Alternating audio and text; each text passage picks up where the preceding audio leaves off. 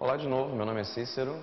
A gente vai passar um pouquinho mais, estudar um pouquinho mais sobre DNA, só que agora em relação à desnaturação da fita de DNA.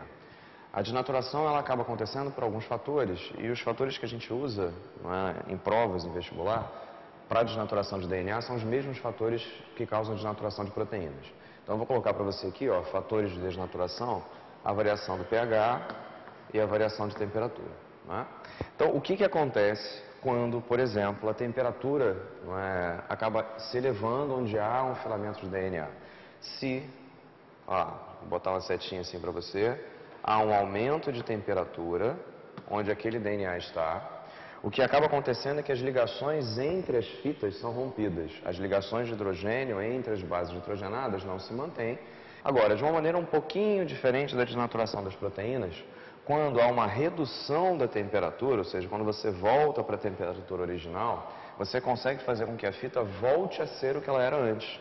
Então, a redução da temperatura acaba fazendo com que o processo seja revertido.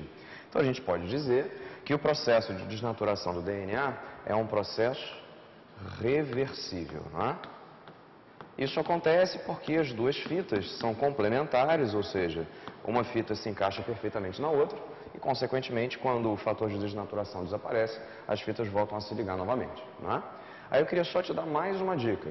Você sabe, até de repente na outra dica que você viu, que adeninas se ligam a timinas por duas ligações de hidrogênio e citosinas se ligam a guaninas por 3 pontos de hidrogênio. São as bases nitrogenadas que ligam as duas fitas. Vai ser mais estável, ou seja, vai sofrer com mais dificuldade de desnaturação o DNA em que o número de adeninas mais timinas for menor do que o número de citosinas mais guaninas. Por que isso? Porque a quantidade de ligações triplas entre as fitas é maior.